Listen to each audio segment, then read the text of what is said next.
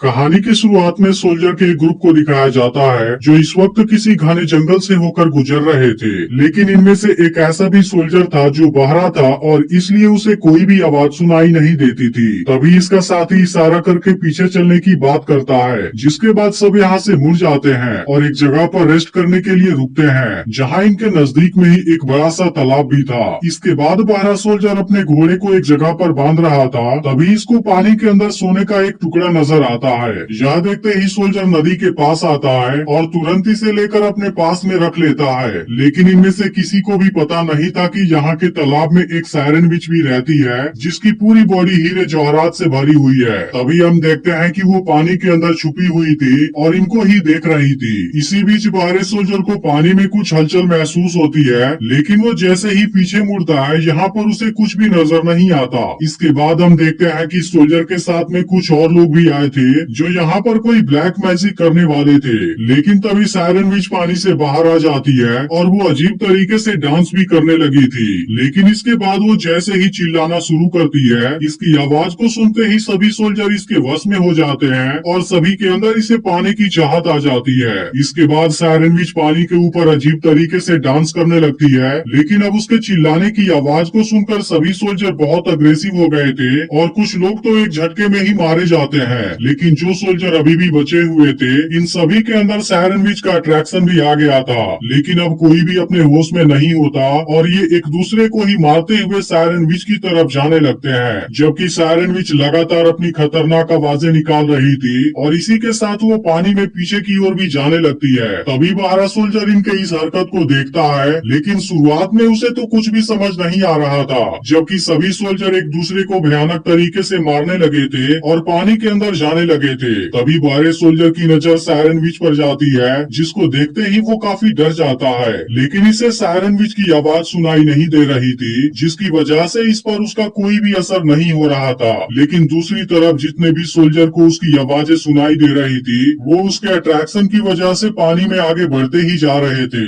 लेकिन आखिर में सबके सब पानी में डूबने लगते हैं और इनमें से कोई भी जिंदा नहीं बच पाता, जिसके बाद सबके सब इस तालाब के नीचे चले जाते हैं। तभी सायरन विच की नजर बाहरी सोल्जर पर पड़ती है, जिसके बाद वो फिर से अपनी आवाजें निकालने लगती है, लेकिन इस पर उसकी आवाज का कोई भी असर नहीं हो रहा था। अब इस बात से सायरन विच हैरान हो जाती है और फिर से कई बार आवाज निकालती है, लेकिन काफी कोशिश के बाद भी बाहरी सोल्जर को कुछ नहीं होता। अब इस बात से सायरन विच भी एक पल के लिए डर जाती है, क्योंकि उसे लगा था कि उसे कुछ हो गया है। इसलिए सायरन विच बहुत ही ज्यादा परेशान हो जाती है और फिर वापस पानी में चली जाती है। लेकिन बारह सोल्जर अब काफी डर गया था और इसे अभी तक कोई भी बात समझ नहीं आई थी। तभी सायरन विच पानी से बाहर आती है और इसे देखने लगती है, क्योंकि अब सायरन विच इसके तरफ अट्रैक्ट हो गई थी और इसे पाना चाहती है। लेकिन बारह सोल्जर अब यहाँ से भागना शुरू कर देता है, क्योंकि यहाँ का नजारा देखने के बाद इसकी हालत बहुत ज्यादा खराब हो गई थी। लेकिन तभी भागने के दौरान सोल्जर एक पेड़ से टकरा जाता है और यहीं पर नीचे गिर जाता है। अब कुछ समय के बाद इसे होश आता है और सोल्जर किसी तरह से खड़ा होता है। लेकिन अब सोल्जर भागते हुए काफी थक गया था, इसलिए वो एक चादर लेता है और नदी किनारे ही एक जगह पर रेस्ट करने लगता है।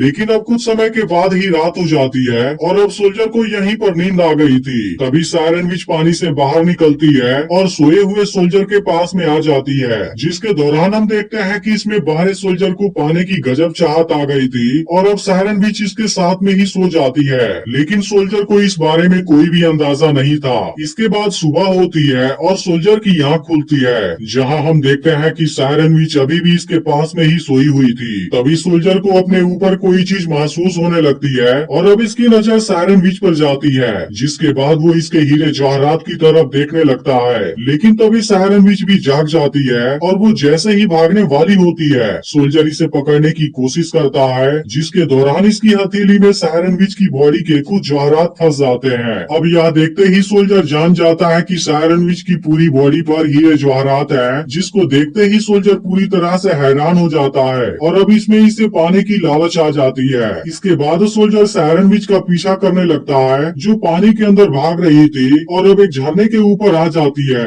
यह देख सोल्जर भी इस किनारे पर आ जाता है और दोनों एक दूसरे की तरफ देखने लगते हैं। अब सोल्जर अपनी तलवार को यहीं रखने के बाद सायरन विच की तरफ जाने लगता है। अब इसको देखते ही सायरन विच समझने लगती है कि यह सोल्जर भी उसे प्यार करने लगा लगा है। इसके बाद सायरन विच मदहोशी में डांस करने लगती है और फिर तुरंत इसके पास में आ जाती है, जिसके दौरान सोल्जर ऐसी एक्टिंग करता है कि उसे भी सायरन विच से प्यार हो गया है। लेकिन हम देखते हैं कि सोल्जर को इस बात से कोई भी मतलब नहीं था, क्योंकि वह तो केवल इसकी बॉडी पर मौजूद हीरे जवाहरात को पाना चाहता है। इसके बाद ये दोनों एक दूसरे को किस करने की कोशिश करते हैं, लेकिन सायरन विच के होठों पर भी जवाहरात लगे थे, जिसकी वजह से सोल्जर किस नहीं कर पाता। लेकिन अब सायरन विच खुद को नहीं रोक पाती और ऐसे ही उसे किस करने लगती है, जिसके बाद सोल्जर का होठ बुरी तरह से जख्मी हो जाता है और उसके मुंह से खून भी आने लगते हैं। लेकिन अब सोल्जर ऐसा होने देता है और फिर किनारे पर लाते ही सायरन विच को एक झटके में बेहोश कर देता है। अब इस तरीके से सोल्जर अपने इंटेंशन में कामयाब हो गया था। इसके बाद वो सायरन विच की पूरी बॉडी से हीरे जवाहरात निकाल लेता है, जिसकी वजह से सायरन विच की पूरी बॉडी बुरी तरह से जख्मी हो गई थी और अब सोल्जर इसकी बॉडी को पानी में फेंक देता है। जिसके बाद हम देखते हैं कि सायरन विच की बॉडी नदी में बहने लगी थी और इसका पूरा ब्लड पानी में फैलने लगा था। इसके बाद सोल्जर सभी हीरे जवाहरात को चादर में उठा लेता है और इसे लेकर यहाँ से जाने लगता है। लेकिन अब सायरन विच की बॉडी तालाब के अंदर आ गई थी, जो यहाँ पर अजीब तरीके से नीचे चली जाती है और यहाँ चारों ओर खून ही खून फैल जाता है, जो दिखने में बहुत ही भयानक लग रहा था। लेकिन यहाँ पर जो हो रहा था, सोल्जर को इसके बारे में कोई भी अंदाजा नहीं था। फिर भी इसके पास में जितना खजाना था वो बहुत ही ज्यादा भारी था, जिसे ले जाने में इसे काफी दिक्कत हो रही थी और इस दौरान वो आगे बढ़ते हुए काफी थक जाता है। इसी बीच सामने इसे एक नदी नजर आती है, जिसके बाद वो पानी पीने के लिए इसके किनारे पर आ जाता है और इसके बाद वो जैसे ही पानी पीने जाता है, सायरन विच का ब्लड यहाँ भी आ जाता है और सोल्जर इसके साथ में ही पानी को पी लेता है। लेकिन अब जैसे ही इस बात पर उसका ध्यान पड़ता है, उसकी हालत बहुत ज्यादा खराब हो जाती है और वो काफी डर जाता है। लेकिन इसके बाद इसे आवाजें सुनाई देने लगती हैं, जो कि सायरन विच की ब्लड की वजह से हुआ था। अब इस बात से सोल्जर काफी परेशान हो जाता है और बिल्कुल पागलों के जैसे बिहेव करने लगता है, क्योंकि इसे तो कुछ भी समझ नहीं आ रहा था।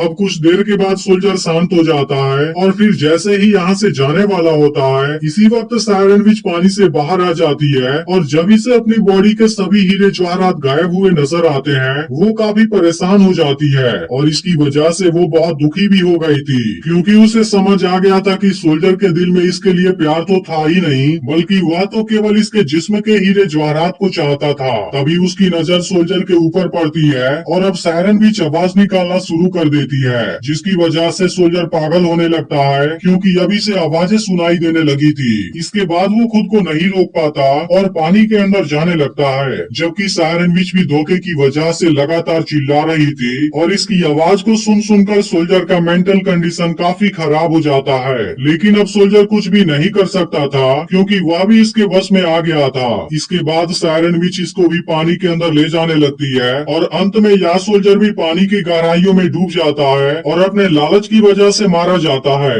वहीं अब सायरन विच अपने हालत को देख काफी दुखी हो गई थी, जबकि सोल्जर भी उस जगह पर आ जाता है जहां पर इसके बाकी साथी भी मरे पड़े हुए थे और यह कहानी इसी के साथ में एंड हो जाती है। लेकिन अगर आपने पिछली वीडियो को मिस कर दिया हो तो लेफ्ट वाली वीडियो जरूर देख लेना और चैनल को सब्सक्राइब करके नोटिफिकेशन को ऑल पर सेट कर देना।